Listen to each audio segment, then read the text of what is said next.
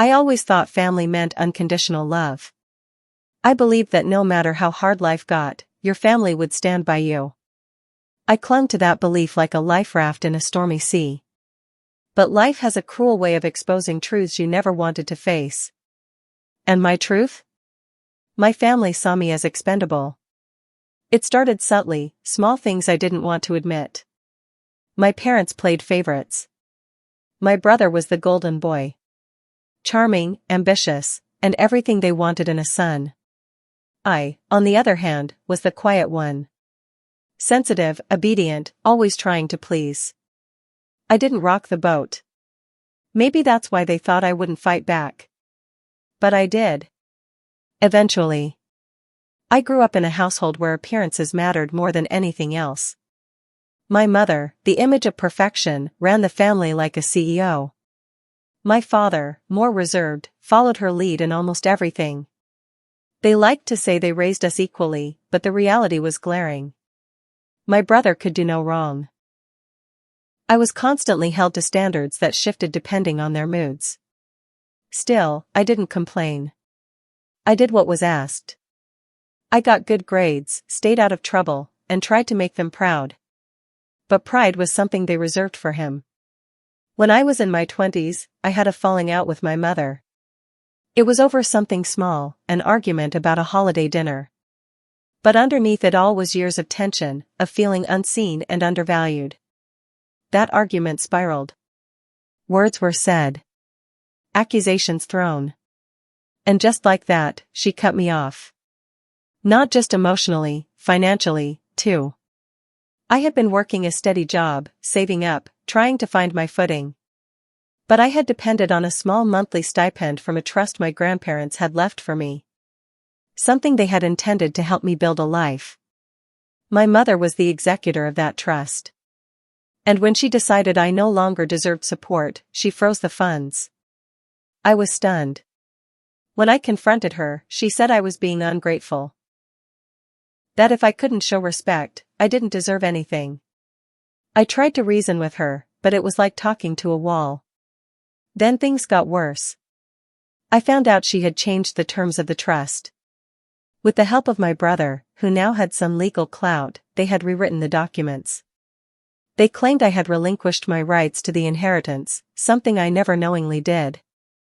They took my signature from an old document, manipulated it, and used it to justify the changes.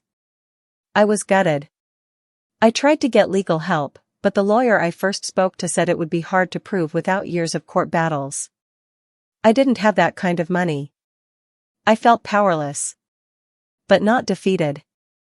I moved out of the city, started over in a smaller town. Got a new job. Lived modestly. I stopped trying to make them love me. I stopped begging for acceptance. And that was the turning point. Because once I let go of the need for their approval, I began to thrive. I enrolled in night classes. I learned new skills. I took control of my finances, little by little. I started building something of my own. It wasn't glamorous, but it was mine. Years passed. I kept my distance. They didn't reach out. I heard from a cousin that my brother had taken over the family business. He was doing well, married with kids, being celebrated at every family gathering. I wasn't invited to any of them. They had erased me. But I wasn't broken. I was rebuilding. Then, something unexpected happened. My grandfather, my mother's father, passed away. He had always been kind to me, always saw through the family drama. I hadn't seen him in years, but we exchanged letters occasionally. He never took sides publicly, but I knew he understood. At the reading of his will, I was stunned to find that he had left me a separate account, something completely outside the family's control. It wasn't just money, it was land, property, and a letter. The letter broke me. In it, he wrote, "I know you've been wronged. I've watched in silence, but I've never stopped believing in you. What they took from you, I couldn't undo. But I hope this helps you build what you were always meant to have, a life on your terms. Be brave. Be kind. And never forget who you are." I cried for hours. That inheritance changed everything. I used it wisely. I bought a small house. I started my own business, consulting and helping others who'd been financially manipulated by family. I began telling my story. Quietly at first. Then more openly. People started reaching out. Strangers who'd been through similar betrayals. Children disinherited. Spouses blindsided. People who had been made to feel like they were nothing, just like I had. I began to heal by helping others heal. And then came the moment of truth.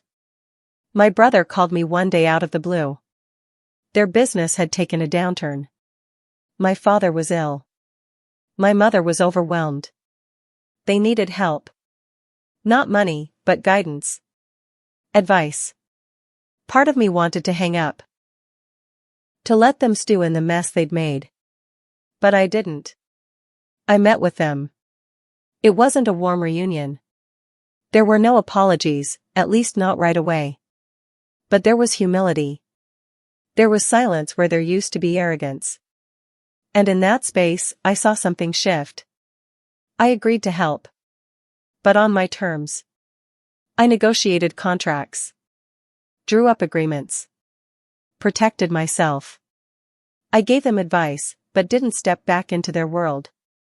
And slowly, they began to see me differently, not as the expendable daughter, but as a force of her own. My mother eventually apologized, not perfectly, not tearfully, but enough to open a door. We'll never be what we once were. But I'm at peace with that. Because in losing everything, I found myself.